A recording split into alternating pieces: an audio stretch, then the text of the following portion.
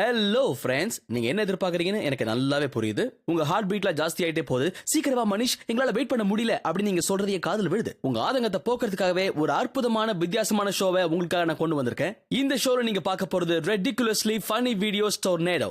நான் ரொம்ப வளவளன்னு பேசி சும்மா போர்ல அடிக்க மாட்டேன். அதுக்கு பதிலா நல்ல ஃபன்னியான வீடியோஸையும் கூடவே சயின்டிபிக் ஃபேக்ட்ஸையும் நான் காட்ட போறேன். சோ இந்த ஷோவை நீங்க பார்க்கிறதுக்கு தயாராயிட்டீங்கன்னு நினைக்கிறேன். Let's start science of stupid.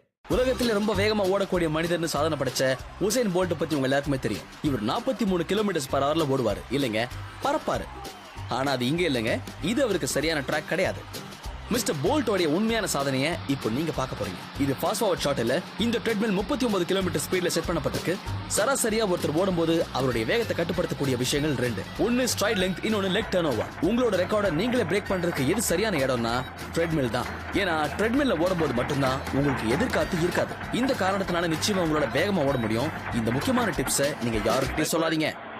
உங்களுக்கு ஒண்ணு தெரியுமா, இந்த ட்ரெட்மில்ல ஓடுறது சுத்த போரிங்கான விஷயம். ஆனா இதுக்காகவே மேல இருக்கிறவருக்கு ஒரு நன்றி சொல்லி ஆகணுங்க. அது ஏன்னா நமக்காகவே சில அவதாரங்கள் அனுப்பி வச்சிருக்காரு.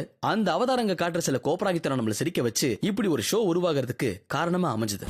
வாங்கம்மா, ட்ரெட்மில்ல ஓடுறதுக்கு நான் சொல்லி தரேன். முதல் முறையா வரீங்க, ரொம்ப ஜாக்கிரதையா வலது கால் என்ன பீச்சாங்க வச்சிட்டீங்களா?